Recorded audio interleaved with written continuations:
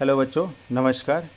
तो अब हम शुरू करने वाले हैं एक्सरसाइज 10.2। ये क्लास 10th मैथमेटिक्स है। हम चैप्टर का नाम सर्कल है वो कर रहे हैं। तो 10.1 हमने पिछली वीडियो में देख ली थी और इंट्रोडक्शन भी चीज़ों का देख लिया था। नाउ 10.2 कर रहे हैं और 10.2 में एक थ्योरम है। सबसे पहले थ्योरम 10.2 ये क्या कहता है कि the length of a tangent draw from an external point to a circle are equal. तो सबसे पहली बात देखो, एक चीज़ आप समझ लो। आपके पास अगर कोई सर्कल है, अगर आपके पास कोई सर्कल है तो उस सर्कल पे आप केवल और केवल दो ही टेंजेंट ड्रॉ कर सकते हो किसी एक्सटर्नल पॉइंट से। ये एक्सटर्नल पॉइंट है, यहाँ से आप एक तो इधर ऐसे ड्रॉ कर सकते हो और एक ऐसे आप ड्रॉ कर सकते हो। आप दो ही पॉइंट ड्रॉ कर सकते हो, दो ही टेंजेंट ड्रॉ कर सकते हो। तो मान लो ये P है और ये हो गया M और ये N, और सेंटर को हम यूजुअली O कह देते हैं। ठीक है, तो ये वाला अगर आप इसको मिला दो तो ये 90 डिग्री का एंगल होता है, ये मिला दो तो ये 90 डिग्री का होता है। हमें पता है क्या प्रूफ करना है थ्योरम इसमें? टू प्रूफ जो दो टेंजेंट हमने ड्रॉ किए ना वो इक्वल लेंथ के, तो हमें पी एम बराबर पी एन प्रूफ करना है। तो बहुत आसान सा सवाल है या फिर ये थ्योरम है। ठीक है, वैसे ये इक्वल होते थ्योरम, तो ये कह रहा है हम प्रूफ करके दिखाएंगे कि कैसे इक्वल होता है। तो आप पहले क्या करिए कि ना इसको ना मिला लीजिए या फिर इसको ज्वाइन कर लीजिए। तो आपके पास दो डिफरेंट ट्रायंगल बन रहे हैं। आप लिखिए in triangle P M O and triangle P N O. ठीक है, तो ध्यान दीजिए यहाँ पे बेटा, आपके पास ये वाला एंगल और ये एंगल तो 90 डिग्री का एंगल है ही। ये एंगल और ये एंगल 90 डिग्री का है। ठीक है, और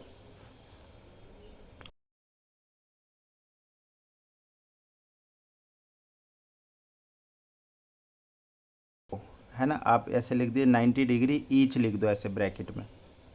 उसके बाद देखो ये एम ओ बराबर एन ओ है। दोनों क्या है? रेडियस है। दोनों क्या है? रेडियस है। और ध्यान से देखो बेटा, पी ओ बराबर पी ओ हो गया, ये आपका कॉमन है। ये क्या है? ये आपका कॉमन है। तो आप देख रहे हो, एक तो आपका 90 डिग्री का एंगल हो गया और इसके सामने में हाइपोटेनियस और एक साइड आ गया। तो ये दोनों triangle right angle hypotenuse side, मतलब R H S rule. So by R H S congruency rule, ये दोनों ट्रायंगल, ट्रायंगल मतलब पी एम ओ और ट्रायंगल पी एन ओ, ये दोनों क्या हो गए? कॉन्ग्रेंट हो गए। अब जब दो ट्रायंगल कॉन्ग्रेंट हो जाता है तो बेटा आप C P C T rule जानते होंगे कि भाई corresponding part of congruent triangle are equal. Therefore P M बराबर पी एन, ये हो गया by C P C T, by C P C T. मैं एक और चीज़ ऐड करना चाहूँगा, ये तो हमें थ्योरम में प्रूफ करना था। इसके अलावा देखो बेटा, ये वाला एंगल और ये वाला एंगल आपस में बराबर रहेंगे, ये वाला एंगल और ये वाला एंगल आपस में बराबर रहेंगे। ठीक है, इसका मतलब जो पी ओ लाइन जो हमने डाली है वो एंगल पी और एंगल ओ को बाइसेक्ट कर रहे हैं, एंगल पी और एंगल ओ को बाइसेक्ट कर रहे हैं। ठीक है, और एक और चीज़ मैं यहाँ पे ऐड करना चाहूँगा, angle P plus angle O जो होगा वो 180 डिग्री का होगा हमेशा। क्यों? देखो पी एम ओ एन एक क्वाड्रिलेटरल बन रहा है और क्वाड्रिलेटरल के सभी एंगल का सम 360 होता है, 360 होता है। ये 90 90 है, ये तो 90 90 180 हो गया। तो 360 में से 180 को अगर सब्ट्रैक्ट करो तो बचा क्या? 180। इसका मतलब जो एंगल पी और एंगल ओ है ये सप्लीमेंट्री पेयर ऑफ एंगल्स है। ये कैसे पेयर है? सप्लीमेंट्री। ठीक है, तो ये हमारा इसमें था कि भाई पी ओ जो है इस दोनों को बाइसेक्ट कर रहा है, ये सप्लीमेंट्री एंगल है। दोनों जो हमने टेंजेंट ड्रॉ किए वो इक्वल है। तो इस तरीके से ये थ्योरम हमने ख़त्म करी। ना बेटा अब एक्सरसाइज शुरू करते हैं 10.2। ठीक है, एक्सरसाइज। और हाँ, एक और चीज़ मैं बता दूं, अगर आपको ये नोट्स चाहिए तो टेलीग्राम पे मेरा कैमक्रश रवि सर के नाम से जो चैनल है आप वहाँ से इसको डाउनलोड कर सकते हैं। ठीक है, वहाँ पे इसको मैं अपलोड कर दूँगा और टेलीग्राम का लिंक मैं डिस्क्रिप्शन में डाल दूँगा, तो आप वहाँ से डायरेक्ट टेलीग्राम पे जा सकते हैं। ठीक है, ओके। मेरा नाम है रविशंकर और आप सभी का इस प्यारे से यूट्यूब चैनल पर बहुत बहुत स्वागत है। उम्मीद है आपको चीज़ें समझ में आ रही है। अगर समझ में आ रही है तो वीडियो को लाइक कर दे, चैनल को सब्सक्राइब करिए और अपने दोस्तों के साथ इसको शेयर करें, ठीक है। और थोड़े से व्यूज़ बढ़ने चाहिए। फर्स्ट क्वेश्चन की बात करते हैं बेटा। फर्स्ट क्वेश्चन में आपको डायग्राम तो नहीं दिया हुआ है, आपको कुछ इस तरीके से आप एनसीईआरटी अपने पास रखिए तो ज़्यादा बेटर रहेगा। ये हमारा फर्स्ट क्वेश्चन है। From a point Q the length of the tangent to a circle is 24 centimetre and distance of Q. ये देखो यहाँ पर मैं बना रहा हूँ इसको, एक मैं सर्कल बना रहा हूँ, ठीक है। सर्कल बनाना और डायग्राम बनाना बहुत ज़रूरी है, ठीक है। मान लो कि ये पॉइंट क्यू है और यहाँ से मैंने टेंजेंट ड्रॉ किया है, ये देखो ये ड्रॉ कर दिया टेंजेंट, ठीक है। टेंजेंट यहीं तक माना जाएगा, आगे नहीं माना जाता। इस पॉइंट से यहाँ तक ये टेंजेंट हुआ। The length of tangent to a circle is 24, तो ये हो गया 24 centimetre. And the distance of Q from the centre, ये सेंटर हो गया और सेंटर से जो ये डिस्टेंस है ये हो गया 25 सेंटीमीटर। हमें क्या निकालना, रेडियस निकालना है बेटा। तो ये हो गया रेडियस। तो सिंपल सी बात है, देखो ये 90 डिग्री का एंगल हो गया थ्योरम फर्स्ट वाली से। अब इसको सॉल्व करेंगे तो सिंपली हमारा आंसर आ जाएगा। कैसे आ जाएगा, देखो यहाँ पर। तो ये हो गया हाइपोटेनियस, तो 25 का स्क्वायर बराबर ये दोनों का स्क्वायर का सम, 24 का स्क्वायर प्लस आर स्क्वायर। ये होता है 625 और ये होता है 576 प्लस आर स्क्वायर। 576 इधर जाके माइनस करो तो ये आएगा 49 बराबर आर स्क्वायर। तो 7 बराबर क्या आएगा, आर। तो रेडियस कितना आ जाएगा, रेडियस आ जाएगा बेटा 7, ठीक है। तो ऑप्शन नंबर ए हो जाएगा इसका, ऑप्शन नंबर ए।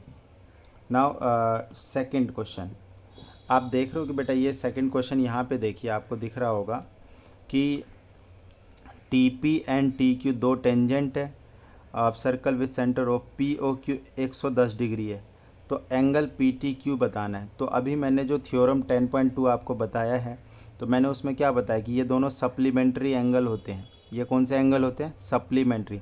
तो ये 110 डिग्री है, तो बेटा ऑब्वियस सी बात है ये वाला 70 होएगा, क्योंकि सप्लीमेंट्री एंगल का सम होता है 180। तो 110 ये है, तो ये 70। ऑप्शन नंबर बी हो जाएगा, तो इसको सॉल्व करने की ज़रूरत नहीं है, ठीक है ना। क्वेश्चन नंबर 3, या फिर ये डी वाई एस लिख देता हूँ मैं, खुद से ट्राई करना। Question number 3, if tangent P A and P B from a point P. देखो third question,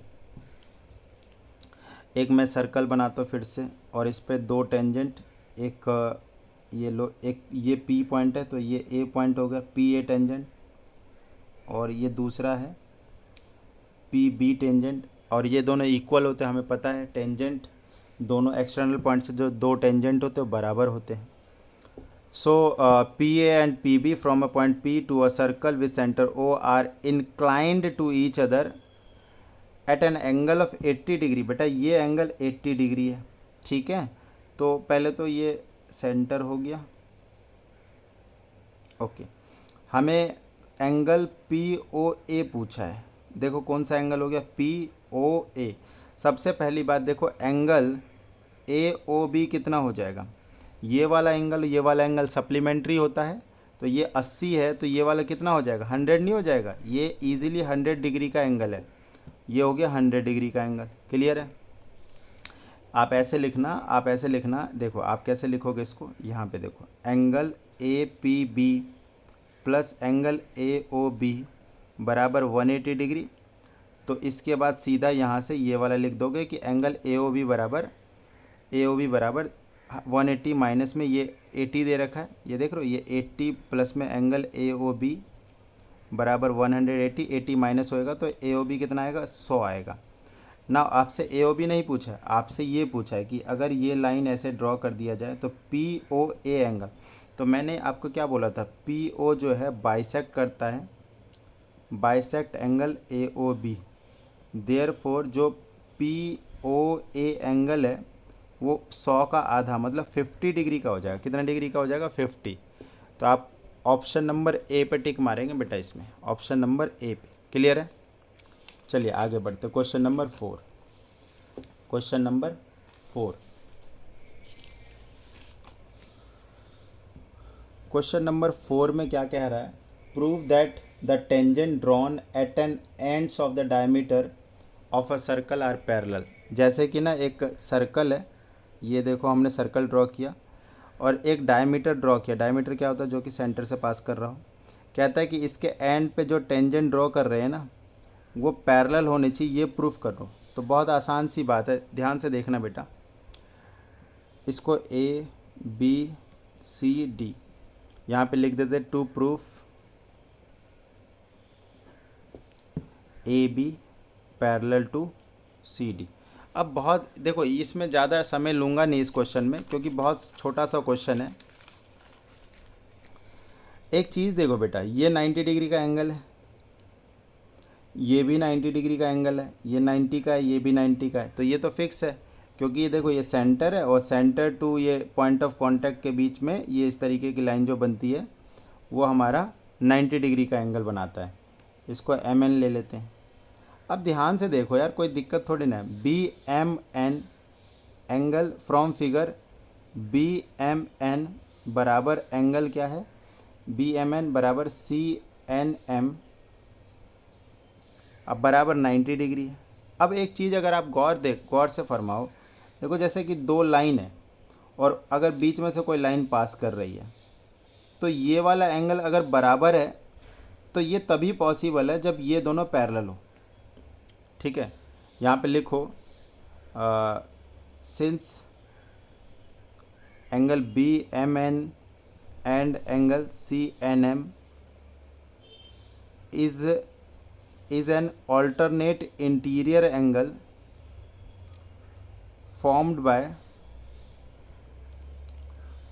by transversal line MN between two lines AB and CD। ठीक है, एंड क्योंकि ये इक्वल है तो ये तभी पॉसिबल है जब ये दोनों लाइन पैरेलल है। ठीक है, since they are equal hence A B is parallel to C D. बस इसमें कोई वर्डिंग नहीं थी, बस स्टेटमेंट से आपको ये क्वेश्चन समझाना था। ठीक है, तो आपको ऐसे ही करना है। ठीक ना, क्वेश्चन नंबर 5 क्या कहता है? Prove that perpendicular at a point of contact to the tangent to a circle passing through the centre. ध्यान से देखो, जैसे कि ये हमारे पास सर्कल है और ये हमारी टेंजेंट है। इसमें बोला जा रहा है कि अगर यहाँ से अगर हम एक परपेंडिकुलर ड्रॉ करते हैं तो ये कहाँ से पास करनी चाहिए? ये सेंटर से पास करती है। ठीक है, तो सेंटर ये रहा, तो इसका मतलब ये कह रहा है। ठीक है, अब इसको प्रूफ करना है, इसको क्या करना है? प्रूफ करना है। तो हम इसको थोड़ा सा कॉन्ट्रेरी मेथड से सॉल्व करेंगे। हम ये मानेंगे कि भाई ये सेंटर से पास नहीं कर रहा है, मान लेते ये P। लेट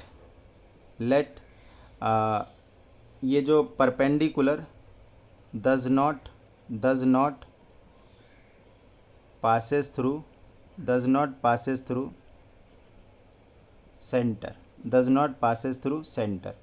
अब ध्यान से देखना, सेंटर से नहीं पास करेगा तो कहीं और से करेगा। तो लेट से ये इधर बगल में एक पॉइंट ले रहा हूँ मैं O dash, rather it passes through एक other point O dash.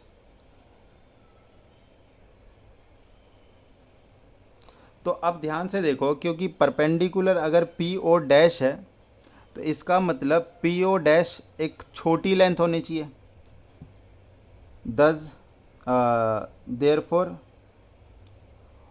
P O dash must B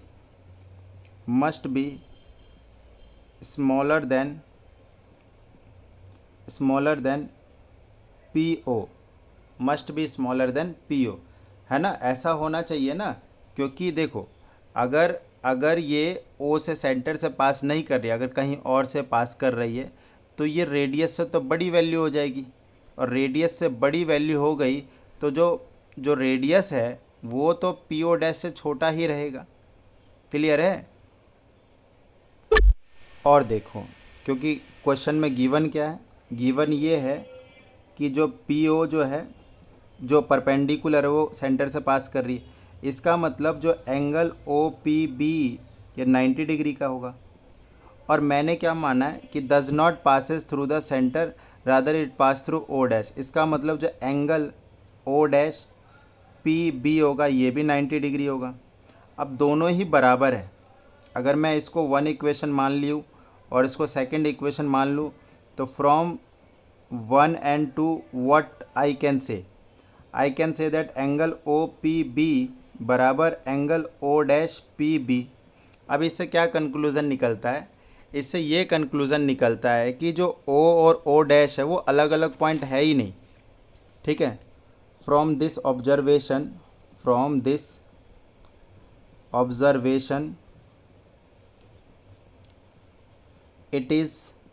it is concluded that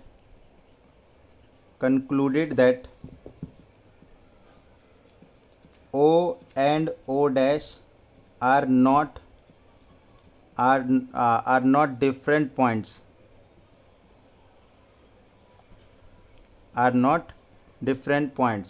rather they coincide, वो एक ही पॉइंट है। hence perpendicular always passes through the center, तो perpendicular हमेशा centre से ही पास करेगा, इससे ये प्रूफ होता है। क्लियर है? तो ये क्वेश्चन नंबर हमारा 5 था। आगे के क्वेश्चन के लिए नेक्स्ट वीडियो में मिलते हैं, तब तक हंसते रहिए, मुस्कुराते रहिए और खुश रहिए। धन्यवाद।